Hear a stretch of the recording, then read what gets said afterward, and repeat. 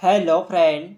तो कैसे हैं आप लोग। आशा करता हूँ आप सभी अच्छे होंगे और तैयारी आप लोगों की काफ़ी अच्छी चल रही होगी। तो देखो, आज से एक नई सीरीज़ शुरू की जा रही है उत्तराखंड जीके की। इस सीरीज़ में हम उत्तराखंड जीके को टॉपिक वाइज कवर करेंगे एमसीक्यू फॉर्मेट में। तो ये जो सीरीज़ यहाँ पे रहेगी, जो आपके आने वाले जो भी एग्ज़ाम है वो आपका उत्तराखंड खनिज सहायक हो या पुलिस का हो या फॉरेस्ट गार्ड, जो भी ग्रुप सी एग्ज़ाम होते हैं तो उन सभी एग्ज़ाम के लिए ये सीरीज़ काफ़ी महत्वपूर्ण होने वाली है।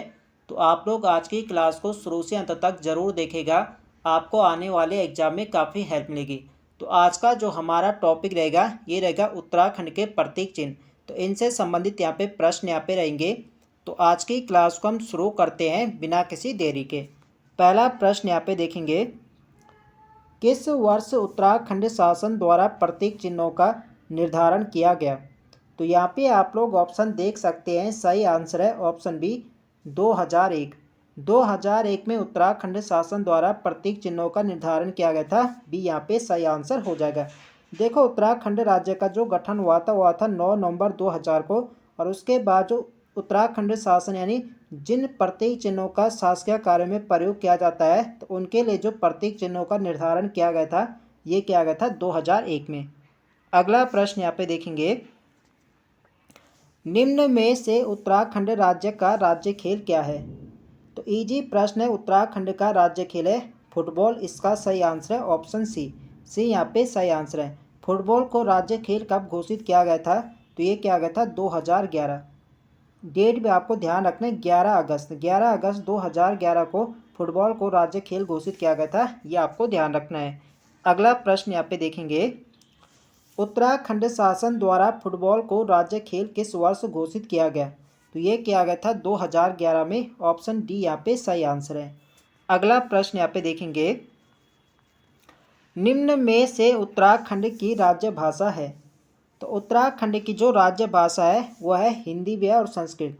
तो दो उत्तराखंड की राज्य भाषा है हिंदी व संस्कृत। तो इसका सही आंसर जाएगा सी के साथ, हिंदी और संस्कृत। देखो, संस्कृत को जो द्वितीय राज्य भाषा का जो दर्जा दिया गया था ये दिया गया था 2010 में। पहले हिंदी ही ऑफिशियल लैंग्वेज थी उत्तराखंड की, और जो संस्कृत को द्वितीय राज्य भाषा का दर्जा दिया गया था ये दिया गया था 2010 में। अगला प्रश्न यहाँ पे देखेंगे, संस्कृत को द्वितीय राज्य भाषा का दर्जा किस वर्ष दिया गया। तो ये दिया गया था 2010, जनवरी 2010 में दिया गया था। ऑप्शन यहाँ पे सही आंसर हो जाएगा। अगला प्रश्न यहाँ पे देखेंगे, निम्न में से उत्तराखंड का राज्य गीत है। तो उत्तराखंड का जो राज्य गीत है यह है उत्तराखंड देवभूमि मातृभूमि सत सत वंदन अभिनंदन। इसका सही आंसर है ऑप्शन डी। डी यहाँ पे सही आंसर है।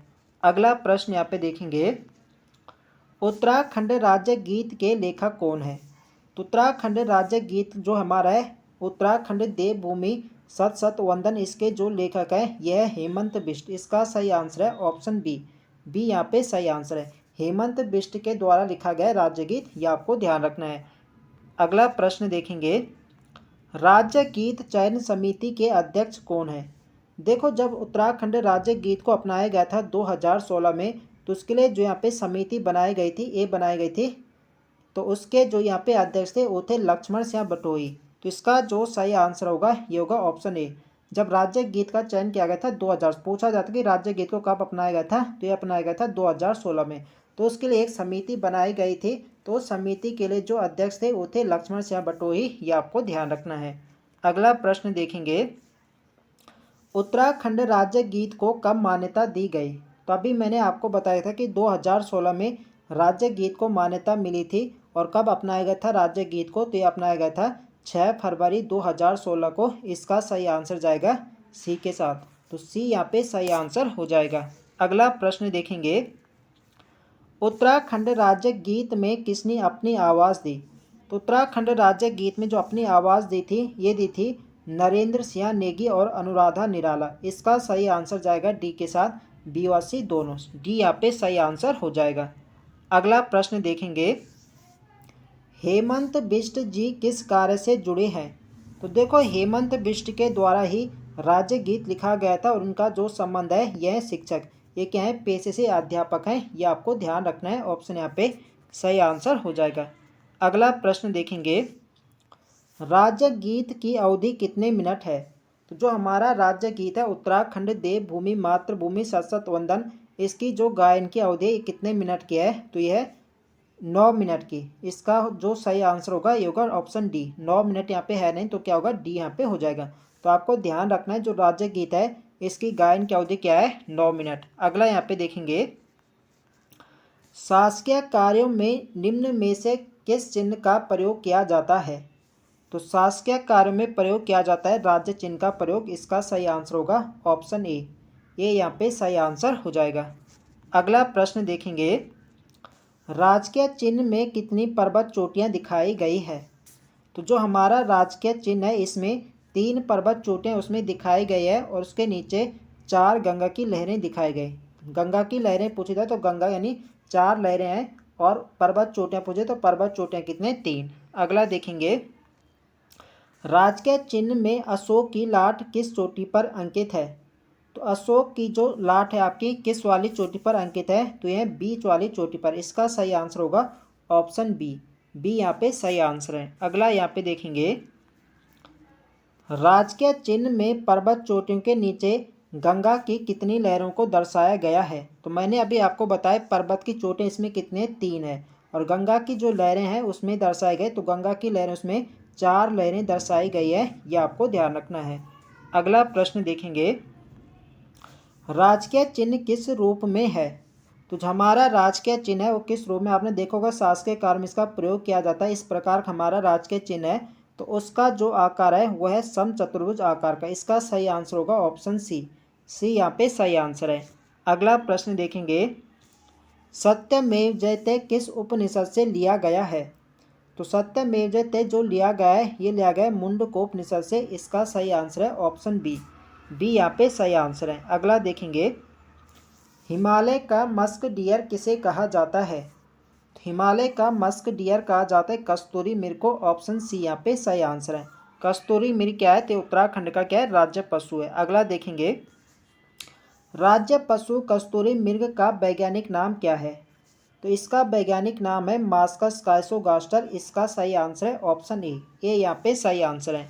अगला देखेंगे, उत्तराखंड में कस्तूरी मृग की कितनी प्रजातियां पाई जाती है? तो उत्तराखंड में कस्तूरी मृग की 4 प्रजातियां पाई जाती है। सही आंसर होगा ऑप्शन बी। बी यहाँ पे सही आंसर है। अगला यहाँ पे देखेंगे, कस्तूरी मृग किस परिवार का सदस्य होता है? तो कस्तूरी जो मृग है ये आपका अंगुलोटा या मोसिडे कुल का सदस्य होता है। इसका सही आंसर है ऑप्शन सी। ये अभी दोनों सी यहाँ पे इसका सही आंसर हो जाएगा। अगला यहाँ पे देखेंगे, राज्य के जंगलों में कस्तूरी मृग कितनी ऊंचाई पर पाए जाते हैं? तो राज्य के जंगलों में कस्तूरी मृग जो पाए जाते हैं ये पाए जाते हैं 3600 से 4400 मीटर की हाइट पर। इसका सही आंसर है ऑप्शन बी। बी इसके यहाँ पे सही आंसर है। अगला यहाँ पे देखेंगे, किस स्थान में कस्तूरी मृग बहुतायत मात्रा में पाए जाते हैं? तो बहुतायत मात्रा में किन किन स्थानों में कस्तूरी मृग पाए जाते हैं? तो केदारनाथ घाटी हो गई, फूलों की घाटी होगा, पिथौरागढ़। तो इन स्थानों पर क्या है? कस्तूरी मृग बहुतायत मात्रा में पाए जाते हैं। इसका सही आंसर होगा ऑप्शन डी, उपयुक्त सभी। अगला प्रश्न देखेंगे, उत्तराखंड के अलावा किन राज्यों में कस्तूरी मृग पाया जाता है? तो उत्तराखंड के अलावा हिमाचल प्रदेश हो गया, सिक्किम हो गया, कश्मीर। तो इन राज्यों में भी कस्तूरी मृग देखने को मिलते हैं। ऑप्शन डी होगा, ऑप्शन डी उपयुक्त सभी। अगला प्रश्न देखेंगे, निम्न में से कौन सा कथन सही नहीं है? तो यहाँ पे आप लोग ऑप्शन देख सकते हैं, कस्तूरी मृग का मुख्य भोजन केदार पाती है। तो बिल्कुल सही है, केदार पाती कस्तूरी मृग का मुख्य भोजन है। बिल्कुल सही है। कस्तूरी मृग की सूंघने की शक्ति न्यूनतम है। देखो इनकी जो घ्राण और श्रवण, घ्राण यानी जिनकी सुनने और सूंघने की जो शक्ति होती है न्यूनतम नहीं बल्कि क्या बहुत यानी तेज यानी अधिक होती है। तो ये वाला यहाँ पे क्या गलत हो जाएगा। कस्तूरी मृग के पैर में 4 खुर होते हैं, ये भी बिल्कुल सही है। और मृग की जो औसत आयु होती है लगभग ये 20 वर्ष होती है, ये भी बिल्कुल सही है। तो यहाँ पे बताते हैं कि कौन सा कथन सही नहीं है। तो बी वाले यहाँ पे सही नहीं, तो बी इसके यहाँ पे राइट आंसर हो जाएगा। अगला यहाँ पे देखेंगे, मादा कस्तूरी मृग की गर्भधारण अवधि होती है।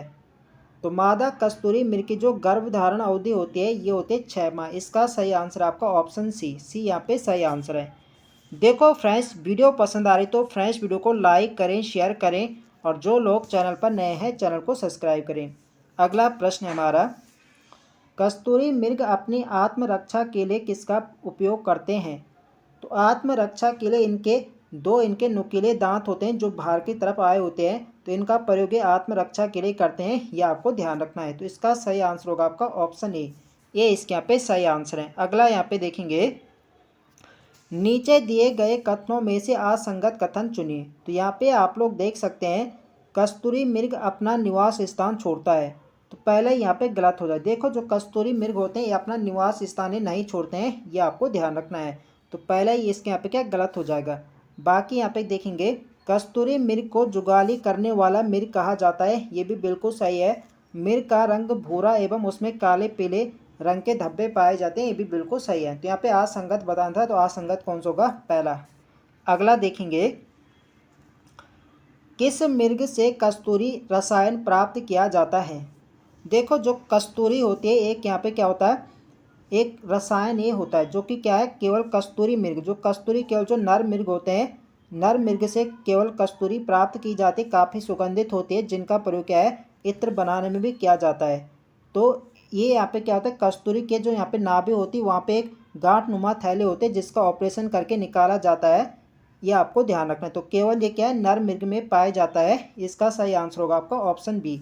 और एक जो निकाला जाता है 3 साल के अंतराल में, पूछा जाता है कितने साल के, तो 3 साल के अंतराल में कस्तूरी मृग से कस्तूरी निकाली जाती है, ये आपको ध्यान रखना है। अगला प्रश्न देखेंगे, एक बार में मृग से कितनी कस्तूरी प्राप्त की जा सकती है? तो एक बार में कस्तूरी मृग से लगभग 30 से 45 ग्राम 30 से 45 ग्राम प्राप्त की जाती है, इसका सही आंसर है ऑप्शन सी इसके यहाँ पे सही आंसर है। अगला यहाँ पे देखेंगे, किन रोगों की औषधि के रूप में कस्तूरी का प्रयोग किया जाता है? देखो जो कस्तूरी मैंने आपको बता दी, काफ़ी सुगंधित उसकी क्या होती, खुशबू होती है, काफ़ी सुगंधित होती है कस्तूरी, ठीक है। उसका जो प्रयोग किया जाता है इत्र बनाने में किया जाता है। इसके अलावा दमा व निमोनिया हो गया, मिर्गी और बांका यूरिस और हृदय संबंधी रोग, तो इनके उपचार के लिए भी कस्तूरी का प्रयोग किया जाता है, यह आपको ध्यान रखना है। तो डी यहाँ पे सही आंसर होगा उपयुक्त सभी। अगला यहाँ पे देखेंगे, कस्तूरी कितने प्रकार की होती है? तो कस्तूरी 3 प्रकार की होती है, इसका सही आंसर आपका ऑप्शन बी यहाँ पे सही आंसर है। अगला यहाँ पे देखेंगे, रासायनिक रूप में कस्तूरी है, तो रासायनिक रूप में कस्तूरी क्या है? तो यह है मिथाइल ट्राइक्लोरोपेंटाडेकेनोल, इसका सही आंसर आपका ऑप्शन बी इसके यहाँ पे सही आंसर है। अगला देखेंगे, कस्तूरी मृग संरक्षण हेतु कस्तूरी मृग विहार की स्थापना कब की गई? तो कस्तूरी मृग संरक्षण हेतु कस्तूरी मृग विहार की जो स्थापना की गई थी, ये की गई थी 1972 में की गई थी, ऑप्शन यहाँ पे सही आंसर है। अगला प्रश्न देखेंगे, सर्वाधिक कस्तूरी मृग वाला अस्कोट वन्य जीव अभ्यारण्य कहाँ स्थित है? सही आंसर है ऑप्शन सी पिथौरागढ़। अस्कोट वन्य जीव अभ्यारण्य पिथौरागढ़ में है और यहाँ पर सर्वाधिक मात्रा में कस्तूरी मृग पाए जाते हैं, ये आपको ध्यान रखना है। जो अस्कोट वन्य जीव अभ्यारण्य है, इसकी स्थापना कब हुई थी? ये हुई थी 1986, वर्ष 1986 में इसकी स्थापना होती है। यदि इसके क्षेत्रफल की बात करें तो 599.93 वर्ग किलोमीटर इसका क्षेत्रफल है, ये आपको ध्यान रखना है, इम्पोर्टेंट रहेगा एग्जाम की दृष्टि से। लगभग क्या है, 600 वर्ग किलोमीटर इसका क्षेत्रफल है। अगला यहाँ पे देखेंगे, कांचुला खर्क चमोली में कस्तूरी मृग प्रजनन एवं संरक्षण केंद्र की स्थापना कब की गई?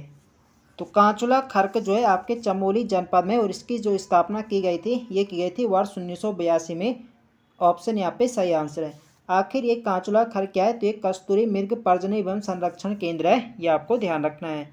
अगला देखेंगे, महरूड़ी कस्तूरी मृग अनुसंधान केंद्र की स्थापना किस वर्ष की गई? तो इसकी स्थापना की गई थी 1977 में इसकी स्थापना होती है, और ये आपके किस जनपद में? तो यह बागेश्वर में, जनपद में आपको ध्यान रखना है। अगला प्रश्न देखेंगे, किस राज्य में ब्रह्म कमल को दूधा फूल कहा जाता है? तो दूधा फूल कहा जाता है ब्रह्म कमल को हिमाचल प्रदेश में, इसका सही आंसर आपका ऑप्शन बी बी यहाँ पे सही आंसर है। अगला यहाँ पे देखेंगे, किस पुष्प को हिमालय पुष्पों का सम्राट कहा जाता है? तो ब्रह्म कमल को हिमालय पुष्पों का सम्राट कहा जाता है। ऑप्शन डी यहाँ पे सही आंसर है। अगला प्रश्न देखेंगे, उत्तराखंड राज्य में पुष्प ब्रह्म कमल का वैज्ञानिक नाम क्या है? तो ब्रह्म कमल का जो वैज्ञानिक नाम है ये है सो सूर्य अबिलेटा। इसका सही आंसर है ऑप्शन बी यहाँ पे सही आंसर है। अगला प्रश्न देखेंगे, नेपाल में ब्रह्म कमल को क्या कहा जाता है? तो नेपाल में ब्रह्म कमल को टोपा गोला कहा जाता है। इसका सही आंसर है ऑप्शन ए। हिमाचल प्रदेश में तो दूधा फूल कहा जाता है और नेपाल में कहा जाता है टोपा गोला। यह आपको ध्यान रखना है। अगला प्रश्न हमारा, राज्य के हिमालय क्षेत्रों में ब्रह्म कमल कितनी ऊंचाई पर पाया जाता है? तो ब्रह्म कमल जो पाया जाता है ये पाया जाता है 4800 से 6000 मीटर की हाइट पर। इसका सही आंसर है ऑप्शन सी यहाँ पे सही आंसर है। अगला प्रश्न देखेंगे, पूरे विश्व में ब्रह्म कमल की कितनी प्रजातियां पाई जाती है? तो पूरे विश्व में ब्रह्म कमल की 210 प्रजातियां पाई जाती है। यदि उत्तराखंड की बात करें तो केवल उत्तराखंड में इसकी 24 प्रजातियां पाई जाती है। यह आपको ध्यान रखना है। तो ऑप्शन बी यहाँ पे क्या सही आंसर हो जाएगा। अगला प्रश्न देखेंगे, उत्तराखंड में ब्रह्म कमल की कितनी प्रजातियां पाई जाती है? तो अभी मैंने बताया कितने, 24। ऑप्शन यहाँ पे राइट आंसर हो जाएगा। अगला देखेंगे, महाभारत के किस पर्व में ब्रह्म कमल को सौगंधिक पुष्प कहा गया है? तो इसका सही आंसर है ऑप्शन डी, वन पर्व। महाभारत के वन पर्व में ब्रह्म कमल को सौगंधिक पुष्प कहा गया है। यह आपको ध्यान रखना है। यदि स्थानीय भाषा की बात करें तो स्थानीय भाषा में से कौल पदम कहा जाता है। ये भी आपको ध्यान रखना है। अगला प्रश्न हमारा, उत्तराखंड का राज्य पशु है। तो इजी प्रश्न यहाँ पे हो जाएगा, क्या होगा, कस्तूरी मृग। ऑप्शन यहाँ पे सही आंसर हो जाएगा। अगला प्रश्न हमारा, उत्तराखंड का राज्य पुष्प निम्न में से है। तो क्या है, ब्रह्म कमल। सही आंसर होगा ऑप्शन सी। अगला प्रश्न देखेंगे, उत्तराखंड प्रतीक चिन्ह नामक पुस्तक के लेखक हैं। तो उत्तराखंड प्रतीक चिन्ह यानी पुस्तक की बात हो रही है कि ये पुस्तक किसने लिखे है? उत्तराखंड प्रतीक चिन्ह नामक पुस्तक तो ये लिखे है जगमोहन रौतेला ने। इसका सही आंसर है ऑप्शन बी यहाँ पे सही आंसर है। अगला प्रश्न देखेंगे, कस्तूरी मृग का मुख्य भोजन होता है। तो कस्तूरी मृग का मुख्य भोजन होता है केदारपाती। ऑप्शन बी यहाँ पे सही आंसर है। अगला प्रश्न देखेंगे, निम्न में से कौन सा कथन असत्य है? तो यहाँ पे आप लोग ऑप्शन देख सकते हैं, फुटबॉल। देखो यहाँ पे बात हो रही है कि इन्हें कब यहाँ पे राज्य में शामिल किया गया। तो फुटबॉल को राज्य खेल 2011 में घोषित किया गया था। ये बिल्कुल सही है। संस्कृत को 2010 में द्वितीय राज्य भाषा का दर्जा दिया गया था। ये भी बिल्कुल सही है।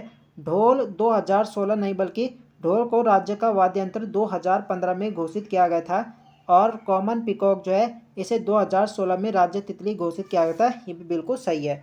तो सी वाले यहाँ पे गलत है। तो आपको ध्यान रखना है 2015 में ढोल को उत्तराखंड का राज्य वाद्य यंत्र घोषित किया गया था। यह आपको ध्यान रखना है। अगला देखेंगे, राज्य वाद्य यंत्र ढोल बनाने के लिए किस समिति का गठन किया गया था? तो देखो, जब उत्तराखंड का राज्य यंत्र ढोल को राज्य वाद्य यंत्र घोषित किया गया था तो इसके लिए जो समिति का गठन किया गया था तो ये किया गया था भंडारी समिति। इसका सही आंसर है ऑप्शन डी इसके यहाँ पे सही आंसर है। अगला प्रश्न देखेंगे, ब्रह्म कमल का स्थानीय नाम क्या है? तो स्थानीय भाषा में ब्रह्म कमल को कौल पदम कहा जाता है। इसका सही आंसर है ऑप्शन बी यहाँ पे सही आंसर है। अगला देखेंगे, ब्रह्म कमल की प्रजाति है। तो ब्रह्म कमल की जो प्रजाति है कस्तूरा कमल भी और फेन कमल। इसका सही आंसर जाएगा सी के साथ ए और बी दोनों। दूधा फूल कहाँ पर कहा जाता है ब्रह्म कमल को? ये कहा जाता है हिमाचल प्रदेश में। अगला देखेंगे, निम्न में से किन स्थानों पर ब्रह्म कमल पाए जाते हैं? तो ब्रह्म कमल आपके केदारनाथ की हो गया, फूलों की घाटी होगा और पिंडारी हिमनद। तो इन सभी जगह हमें ब्रह्म कमल देखने को मिलते हैं। ऑप्शन डी होगा उपयुक्त सभी। अगला प्रश्न देखेंगे, फेन कमल का वैज्ञानिक नाम क्या है?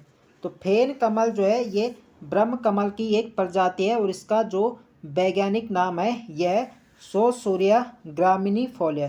ठीक है, ब्रह्म कमल का तो वैज्ञानिक नाम होता है सोसूरिया अबिलेटा, लेकिन यहाँ पे बात हो रही है फेन कमल। फेन कमल का जो वैज्ञानिक नाम है यह है सोसूरिया ग्रामिनीफोलिया, ये आपको ध्यान रखना है। अगला प्रश्न देखेंगे, वर्ष में कितनी बार ब्रह्म कमल का पुष्प खिलता है? तो वर्ष में केवल एक बार ही ब्रह्म कमल का पुष्प खिलता है। इसका सही आंसर होगा आपका ऑप्शन ए। किस माह में ब्रह्म कमल हमें देखने को मिलता है? तो ये देखने को मिलता है जुलाई और सितंबर। जुलाई से सितंबर महीने में खिलता है ब्रह्म कमल, ये आपको ध्यान रखना है। अगला प्रश्न देखेंगे, ब्रह्म कमल पौधे की ऊंचाई कितनी होती है? तो ब्रह्म कमल पौधे की जो ऊंचाई होती है ये लगभग 70 से 80 सेमी होती है। इसका सही आंसर है ऑप्शन बी। बी यहाँ पे सही आंसर है। अगला देखेंगे, ब्रह्म कमल के फूल खिलने का समय है? तो ब्रह्म कमल जुलाई से सितंबर माह में खिलता है। ऑप्शन यहाँ पे सही आंसर है। अगला प्रश्न देखेंगे, देखो फ्रेंड्स, वीडियो पसंद आ रही तो फ्रेंड्स वीडियो को लाइक करें, शेयर करें, और जो लोग चैनल पर नए हैं चैनल को सब्सक्राइब करें। अगला प्रश्न हमारा, बुरांस का वनस्पतिक नाम क्या है? तो बुरांस के वनस्पतिक नाम की यहाँ पे बात हो रही है, तो इसका वनस्पतिक नाम है रोडोडेंड्रोन अर्बोरियम। इसका सही आंसर है ऑप्शन सी। सी यहाँ पे सही आंसर है। अगला प्रश्न देखेंगे, बुरांस वृक्ष कितनी ऊंचाई पर पाए जाते हैं? तो बुरांस जो वृक्ष है ये कितनी हाइट तक पाए जाते हैं? तो ये 1500 से 4000 मीटर की ऊंचाई में हमें देखने को मिलते हैं। ऑप्शन यहाँ पे सही आंसर है। एक हाइट ऐसे आते हैं जब 11,000 फीट के बाद में सफ़ेद रंग के बुरांस देखने को मिलते हैं। ये भी आपको ध्यान रखना है, एग्जाम में प्रश्न बन चुका है। अगला प्रश्न देखेंगे, बुरांस किस कुल का वृक्ष है? तो बुरांस जो है ये एरिकेसी कुल का वृक्ष होता है। इसका सही आंसर है ऑप्शन बी। बी इसके यहाँ पे सही आंसर है। अगला प्रश्न देखेंगे, हिमाचल प्रदेश में बुरांस को क्या कहा जाता है? तो हिमाचल प्रदेश में बुरांस को क्या कहा जाता है? तो हिमाचल प्रदेश में से बुरांसो कहा जाता है। इसका सही आंसर आपका ऑप्शन बी। बी यहाँ पे सही आंसर है। अगला प्रश्न यहाँ पे देखेंगे, भारत में बुरांस की कितनी प्रजातियां पाई जाती है? तो भारत के यहाँ पे बात हो रही, तो भारत में बुरांस की 87 प्रजातियां पाई जाती है। ऑप्शन यहाँ पे सही आंसर है। अगला प्रश्न देखेंगे, उत्तराखंड का राज्य वृक्ष कौन सा है? तो राज्य वृक्ष हमारा बुरांस। डी यहाँ पे राइट आंसर हो जाएगा। अगला प्रश्न देखेंगे, सफ़ेद रंग के बुरांस कितनी ऊंचाई पर पाए जाते हैं? तो ये पाए जाते 11,000 फीट की हाइट पर। इसका सही आंसर होगा ऑप्शन बी। बी यहाँ पे सही आंसर है। अगला प्रश्न देखेंगे, बुरांस वृक्ष की औसत ऊंचाई होती है? तो बुरांस वृक्ष की जो औसत ऊंचाई होती है ये 20 से 25 फीट होती है। इसका सही आंसर है ऑप्शन ए। ये यहाँ पे सही आंसर है। अगला प्रश्न देखेंगे, बुरांस के फूल खिलने की अवधि होती है? तो बुरांस का जो फूल खिलता है ये आपके फरवरी से अप्रैल माह में खिलता है। इसका सही आंसर आपका ऑप्शन बी। इससे पहले हमने देखा था ब्रह्म कमल। ब्रह्म कमल खिलता है जुलाई से सितंबर, और यहाँ पे बुरांस की बात हो रही तो बुरांस खिलता है फरवरी से अप्रैल। ये आपको ध्यान रखना है। अगला यहाँ पे देखेंगे, दिए गए कथनों में से सही कथन का चयन करें। तो सही कथन यहाँ पे बताना है, बुरांस का जूस हृदय रोग के लिए लाभकारी होता है। तो बिल्कुल सही, बुरांस का जूस हृदय रोग के लिए लाभकारी होता है, बिल्कुल सही है। बुरांस वृक्ष को वन अधिनियम 1974 के तहत संरक्षित किया गया था। ये भी बिल्कुल सही है। कन्नड़ में बुरांस को बिली कहा जाता है। तो कन्नड़ में बुरांस को बिली कहा जाता है, ये भी बिल्कुल सही है। इसका सही आंसर होगा ऑप्शन डी, उपयुक्त सभी कथन यहाँ पे सही है। अगला देखेंगे, हिमालय का मयूर किस पक्षी को कहा जाता है?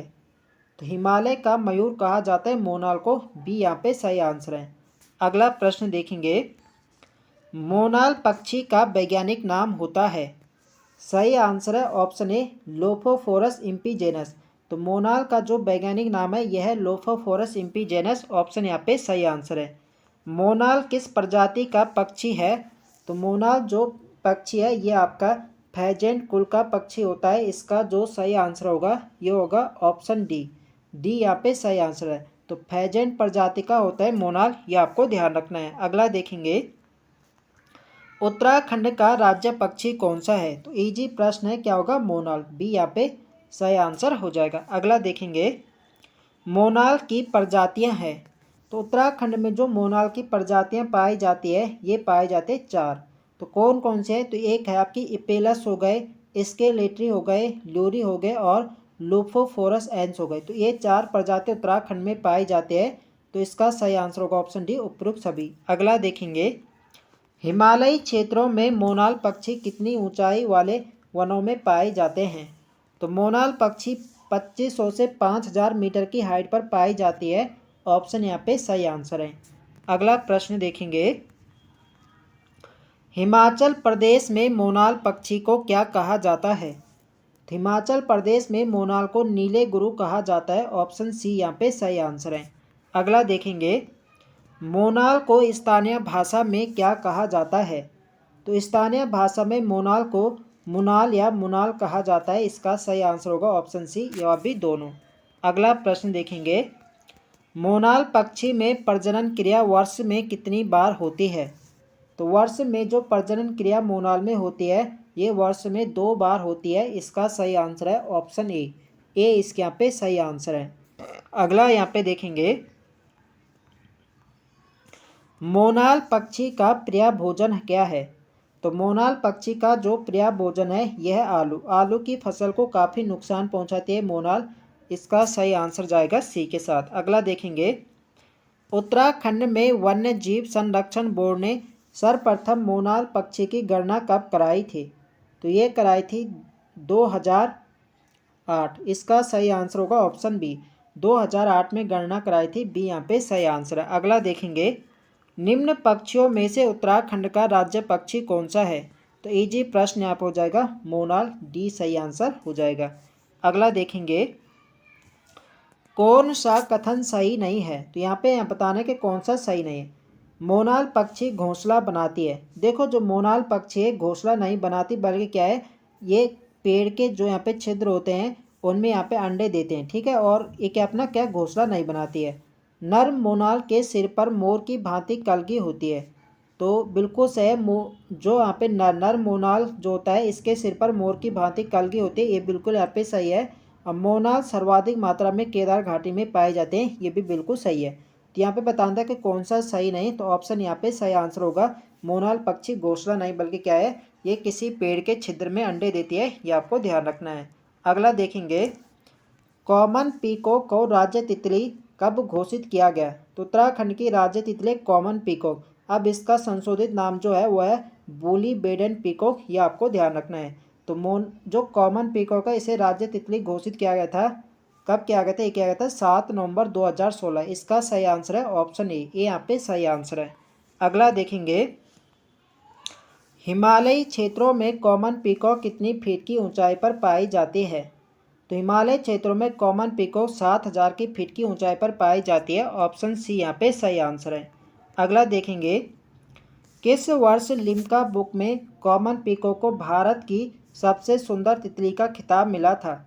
तो ये मिला था 1996, वर्ष 1996 में मिला था। ऑप्शन बी यहाँ पे सही आंसर है। अगला यहाँ पे देखेंगे, कॉमन पीकॉक का वैज्ञानिक नाम क्या है? तो कॉमन पीकॉक का जो वैज्ञानिक नाम है यहाँ पे क्या है, यह है पैपिलियो बाइनर। इसका सही आंसर है ऑप्शन ए। पैपिलियो बाइनर कॉमन पीकॉक का वैज्ञानिक नाम है। इसका सही आंसर जाएगा ए के साथ। अगला यहाँ पे देखेंगे, कॉमन पीकॉक का जीवन काल कितने दिनों का होता है? तो कॉमन पीकॉक का जो जीवन काल होता है ये कितने दिन का होता है? तो ये मात्र इनका जो जीवन काल होता है ये होता है 30 से 35 दिन। इसका सही आंसर होगा आपका ऑप्शन सी। यहाँ पे सही आंसर है। अगला यहाँ पे देखेंगे, कॉमन पीकॉक किस पेड़ पर अंडे देती है? तो कॉमन पीकॉक जो होती है ये टिमरू के पेड़ पर अंडे देती है। इसका सही आंसर है आपका ऑप्शन बी। यहाँ पे सही आंसर है। अगला प्रश्न देखेंगे, और आज की वीडियो के अंतिम प्रश्न यहाँ पे रहेगा, निम्न में से कौन सा एक सुमेलित नहीं है? तो यहाँ पे आप लोग देख सकते हैं, राज्य वृक्ष बुरांश बिल्कुल सही, राज्य वृक्ष बुरांश होता है। राज्य पक्षी मोनालय भी बिल्कुल सही है। राज्य पुष्प ब्रह्म कमल है, बिल्कुल सही है। राज्य वाद्य यंत्र हुड़का नहीं बल्कि क्या होता है, ढोल। ढोल क्या है, राज्य वाद्य यंत्र है। कब घोषित किया गया था ढोल को? तो ये क्या गया था 2015 में राज्य वाद्य यंत्र घोषित किया गया था ढोल को। ये आपको ध्यान रखना है। तो ये हमने यहाँ पे 90 प्रश्न यहाँ पे डिस्कस किए थे। तो आई होप आप सभी को वीडियो पसंद आए तो फ्रेंड्स वीडियो को लाइक करें, शेयर करें, और जो लोग चैनल पर नए हैं चैनल को सब्सक्राइब करें। मिलते हैं नेक्स्ट वीडियो में, तब तक के लिए जय हिंद दोस्तों।